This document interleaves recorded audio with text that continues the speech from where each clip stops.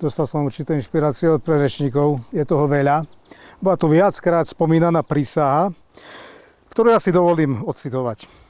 Prisahám na Boha Všemohúceho, že budem poslušný a oddaný svojmu najvyššiemu veliteľovi a ním i vládou Slovenskej republiky ustanoveným veliteľom. Prisahám, že všetky zákony, nariadenia a rozkazy budem presne zachovávať, svoje povinnosti usilovne, nestranne a svedomite plniť a v každom svojom počínaní budem sa starať o záujem vojenskej služby a o prospech svojich podriadených. Prisahám, že prikázané mi miesto nikdy neopustím, služobné tajomstvo nevyzradím a za vlast, ak bude treba, aj svoj život obetujem. Tak mi Pán Boh pomáhaj. Tu je už taký len doslov autora publikácie ideovo-turistický sprievodca memoriálom podplukovníka Jana Šmigovského. Čiže vojenská prísaha vernosti slovenskému štátu, ktorú zložil podplukovník Jan Šmigovský, ale i tí, ktorí sa pridali k povstaniu 1944.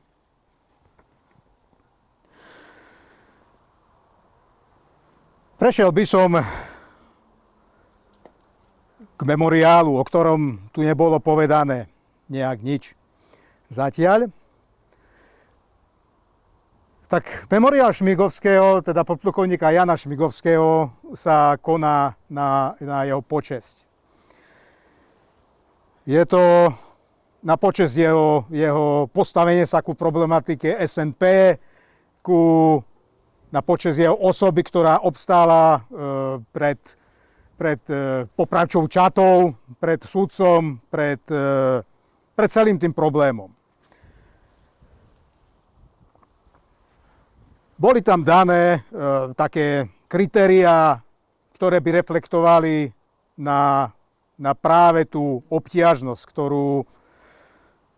ktorú musel podplukovník Šmigovský absolvovať už pri rozhodovaní vo vzťahu ku nepridaniu sa k SNP, už pri jednaní s Nemcami, už potom pri riadení domobrany, evakuácii, vystúpení v Prahe, poťažne vo vzťahu ku rodine, k manželke a v neposlednom rade samozrejme k tomu, že prišiel na Slovensko v zmysle toho, že nemám na sebe viny, všetko sa vyrieši a možno, že ďalej aj budem pokračovať vo vojenskej službe. Takže a potom následné zatknutie a poprava. Čiže to je taký veľmi náročný životný sled udalostí, čiže od toho augusta 1944 nepočítam ďalšie veci, ktoré boli predtým na východnom fronte a tak ďalej, ale minimálne od toho augusta 1944 do jeho smrti oktobra 1945, tak je to ten rok, ktorý bol ozaj, že by to skolilo aj troch slonov. Hej. No, takže vrátim sa k tomu memoriálu. Memoriál mal reflektovať na tú náročnosť. Čiže memoriál je vyše 60-kilometrový pochod na počesť podplukovníka Šmigovského z Prešova do Spišského podradia, tu ku jeho miestu odpočinku, poslednému miestu odpočinku. Nuž, tieto kritériá sú dosť tvrdé a aj to potom dokazuje, ten by som povedal, ten záujem o to. Nehovoria samozrejme o tej propagácii, ktorá je taká všelijaká a tak ďalej. Ale dosť na tom v zmysle ideí to bolo nastavené veľmi dobre. No, čo vlastne chcem povedať? Chcem povedať to, že jak spomínal Juro Vrabel, tak aj v tomto období, ktoré je akože likvidačné vo vzťahu ku personám nejakým vojenským, politickým zvlášť, ktoré sa angažovali v prospech Slovenskej republiky, budovali ju, hej, poprípade boli tými ozaj najvyššími reprezentantmi. Tak ja si myslím, že to sa dá. To sa dá robiť tieto veci na ich počesť a dá sa v tom aj napredovať. A tu dávam vlastne do pozornosti zase ten memoriál. Jaký on je ťažký, tých 60 kilometrov, tak ono sa to dá. A bol 18. ročník už teraz. Hej. Niektorí už boli vyše 10 krát na to, hej, a prešli to. Hej, a majú aj roky a tak ďalej, a prešli to. Prečo? No lebo chceli, lebo vytrvali a tak ďalej a tak ďalej. Hej. Mali čas, zrobili si čas. Ten memoriál, on je symbolom, by som povedal, taký o záujem, hej, robiť ťažké veci, hej, alebo nekorektné veci, alebo veci, ktoré sa stretávajú so štátnou mocou. Ja keď vidím, že v Estónsku pri veliteľovi estónskych Waffen SS stojí čestná stráž prezidenta a poviem si, ono sa to dá. A prečo sa to dá tam? A my tu hovoríme o Waffen SS. O činovníkovi Waffen SS, ktorý samozrejme my tu v nejakých našich zákonoch, no neexistuje. Hej, neprihlása vôbec ku pozitívam divízie Waffen SS Haličina, ktorá bola účastná na potláčaní povstania, okrem iných. No neprihlása. No nikto sa neprihlási. No nie, Ukrajinci, jaj, zlé, SS-áci, to a hento. No to tak nie je. Hej. Ono to tak nie je. Tým veciam sa treba venovať. Hej. No to vôbec tak nie je. Hej. Boli to spojenci. Isté s ľudskými chybami a tak ďalej, vyplývajúcou vojnovou situáciou, ale boli to spojenci, ktorým by sme sa tiež vedeli venovať. Ale v slovenskom kontexte, kde si niekto prdne a vlastne všetko sa položí a nič nefunguje, nikto sa nechce angažovať. Nie. V Lotyšsku je také stretnutie veteránov ich divízie SS, alebo dvoch divízií, verejné, pri pamätníku Slobody na námestí, hlavnom námestí v Rige, kde prídu títo starí detkovia, tam doškintajú, po prípade ich dotlačia na vozíčkoch a spomínajú na svojich bratov zbraní. Litva, teda Lotyšsko, takisto člen EÚ, Estónsko člen EÚ a my tu Slovensko člen EÚ, pardon, a nič. Kde si sa stala chyba?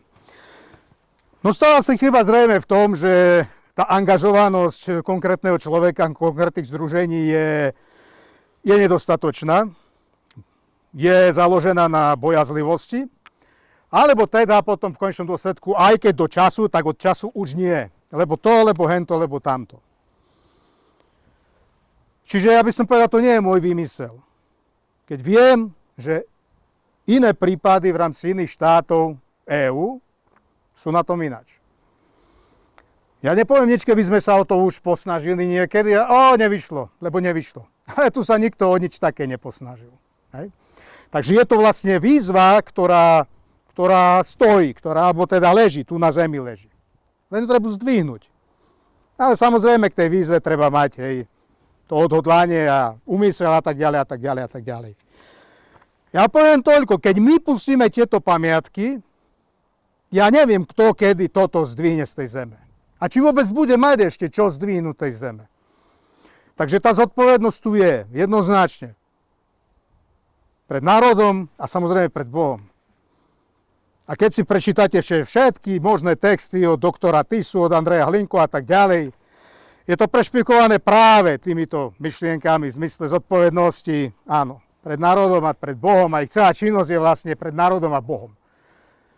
A v skutočnosti nominálne sa hlásiť ku našim osobnostiam, aj ku Šmigovskému, čiže aj ku Linkovi, aj ku Tisovi, a v podstate v ich intenciách nejak nekráčať v rámci možnosti. Tak to je veľké previnenie. To je veľké previnenie. Mať také výhovorky, neviem, nebudem ich tu spomínať na čo. Prídem ešte k obnove hrobu. Hrob pôvodne vyzeral ináč, respektíve zrejme to bol tam pamätník matka podplukovníka, ona zomrela posledná, tak zrejme od tých čias aj vyzerá tak, že od toho 66. alebo od tých 70. rokov by mohol byť vtedy ten pamätník. ktorý potom v rámci obnovy hrobu v roku 2008 sa vymenil za túto podobu, takú bezudržbovú. To heslo samo o sebe, mohol som odísť, to je parafráza. Avšak ja som volil cestu cti, cestu rovnú. To zase len korešponduje s tým odkazom, ktorý v podstate všetci vieme, ktorý tí všetci veľkí naši národovci, aj menší, nejak deklarovali, hej, už viac či menej to nasledovali, niektorí vôbec nie, ale je to tu a je to tu zväčšnené, hej. Takže zase znova, hej, zomrelo to s týmto človekom, alebo má to ďalej pokračovať. Hej. Ja hovorím, že to má ďalej pokračovať. Cez občiansku, politickú angažovanosť. Chcel by som vás ešte tak v záveru prečítať príhovor, ktorý tu odznel v roku 2008 pri posväcovaní pamätnej tabule aj celého hrobu. Bol tu účastný doktor Mižák, bol tu účastný potom starý predseda Matice Skrompách, neviem mu meno, bol tu pán Bereny, tuším. Bol tu pán Bereny, nie? Sami vidí, že hej, bol tu pán Bereny, ktorý vlastne upozornil tu pri tom Maroša na ten hrob a potom sme začali potom skúmať. A potom bol Bareny. Pardon. A potom tu bol dôstojný pán Anton Fritz, perzekovaný kňaz, synovec Gejzu Fritza, ministra pravosúdia Prvej Slovenskej republiky. A odznela tu táto reč. Bratia a sestry, stojíme pri novopostavenom pomníku vzácneho človeka, roduverného Slováka, ktorý za svoju vernosť prísahe zaplatil svojim životom. Jeho príklad mali nasledovať všetci v službe postavení, ale na ich večnú hanbu v rozhodujúcom okamihu zaváhali a zradili. Dnes nás tu nie je veľa, lebo tí, ktorí by ho mali odprosiť, sa neprávom dávajú oslavovať, aby zahlušili výčitky svedomia, ak ho ešte vôbec majú. Bratia a sestry, ak si zalistujeme v dejinách Slovenska, s trpkosťou v srdci musíme konštatovať, že skoro všetci veľkí nášho národa boli a žiaľ aj dosiaľ sú novodobými judášmi zaznávaní a osočovaní. Je to vrcholne smutné, že hrdinovia sú ako Kristus opľúvaní a bagatelizovaní a niktoši rozhodujú o živých i mŕtvych ľuďoch, ale opakujem, ľudí oklamať možno, ale Boha nie. A v istote, že jeho spravodlivému súdu nikto neunikne, prijímame i túto pokoru a poníženie, lebo konečné slovo bude mať Božia spravodlivosť a nie ľudská pýcha. Autor publikácie dokladá, týmto aktom v symbolickom zastúpení bolo spravodlivosti nad Jánom Šmigovským aspoň duchovne učinené zadosť, veď po odhalení tabule sa v miestnom kostole slúžila svätá omša práve za jeho dušu. Nadväzujem teraz na to, čo som povedal predtým. Prečo v tom nepokračovať? Prečo to neposunúť ďalej? Ja myslím, že to stojí za to. A úplne na záver chcel by som ešte spomenúť reflexiu Františka Vnuka v zmysle toho, čo prakticky vymedzilo tohto človeka Jána Šmigovského skrz SNP do tej pozície, kde je, a tieto slova písal pred vyše 30 rokmi. A my sme sa samozrejme posunuli už ďalej, alebo teda pred 30 rokmi. A my sme sa posunuli už ďalej, ešte do väčšej močovky a zhovadilosti vo vzťahu k statusu veci. Takže hlavy štátu cez ministrov a poslancov až na samý spodok pyramídy prevláda polstoročia vštepované a nekriticky prijímané nariadenie, že povstanie bolo veľkým výkupným činom, ktorý nás zaradil medzi víťazov druhej svetovej vojny a do tábora pokrokových síl. No to môžete počúvať od 10% politikov. Vrátane tých z SNS a títo akože takých, že národovcov kvázi, hej, čo sú teraz tam. Na každé vyslovenie slova povstanie alebo jeho akronymného pomenovania SNP sa ešte stále reaguje nepokojnou a rozvážnou odpoveďou, ale podmienenými reflexami stranického školenia. Potom dochádza k takým nepochopiteľným a každému zákonu logiky sa protiviacim zjavom, aké sa mohli odohrať len v Bratislave. A teraz veľmi dobre počúvajte, čo je vlastne kameňom úrazu. Mám na mysli hlasovanie poslancov Slovenskej národnej rady, ktorí dňa 29. septembra 1992 odhlasovali zákon o vyhlásení 29. augusta za štátny sviatok Slovenskej republiky. Boli to tí istí poslanci Slovenskej národnej rady, ktorí len krátko predtým vyhlasovali suverenitu slovenského národa a samostatný slovenský štát, teda vracali národu tie životné dôležité atributy, o ktoré povstanie slovenský národ pozbavilo. Keby toto nebolo na zaplakanie, človek by to mohol odbaviť poznámkou. Ťažko je nepísať satíru. Ďakujem.